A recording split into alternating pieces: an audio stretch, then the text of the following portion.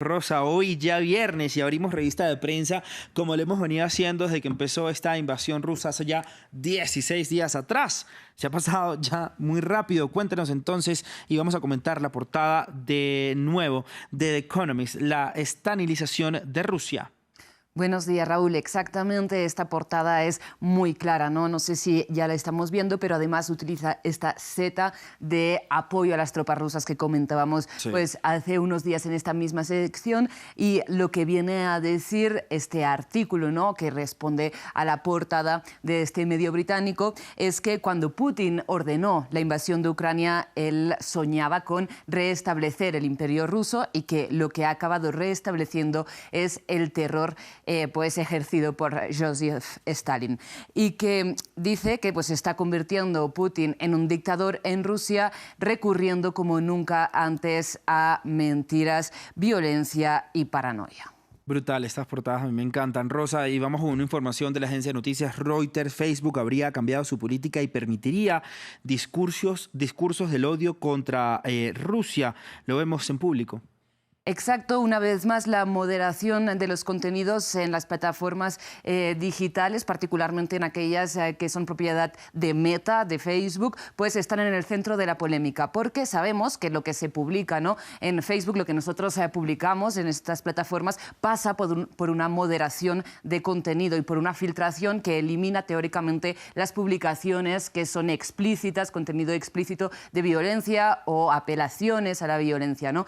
Y sin embargo, Meta, según una exclusiva de la agencia Reuters firmada por Monsif Ben-Ghatil y Elizabeth Clifford, estaría suspendiendo, ¿no?, esta política de moderación ahora en el contexto de Ucrania, por lo que permite pues alabar incluso pues al batallón neonazi de Azov o llamar a la muerte de Vladimir Putin o también del presidente de Belarus, Alexander Lukashenko.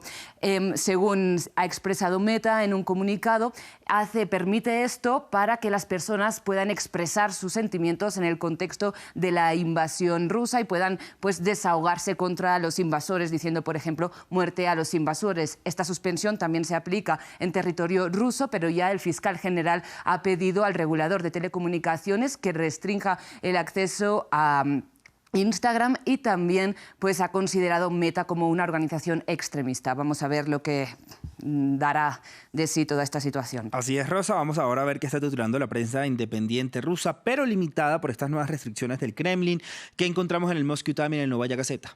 Pues el Moscow Times básicamente, Raúl, destaca que ya 250 compañías habrían roto lazos comerciales con Rusia, según un estudio de Yale, y que la crisis económica podría ser mayor que en los años 90. Por otro lado, también pues encontramos el Novaya Gazeta, que, como hemos señalado aquí en distintas ocasiones, pues pidió al Tribunal Europeo de Derechos Humanos que, digamos, pidiera a Rusia que permitiera a los periodistas independientes pues continuar ejerciendo su derecho a informar a la población. Sin embargo, pues esta sentencia que ha sacado el Tribunal Europeo de Derechos Humanos no tiene por qué ser cumplida por Rusia. Viernes de viñetas, como lo ilustran la situación actual Ben Jenkins en The Guardian y Coco en Liberation.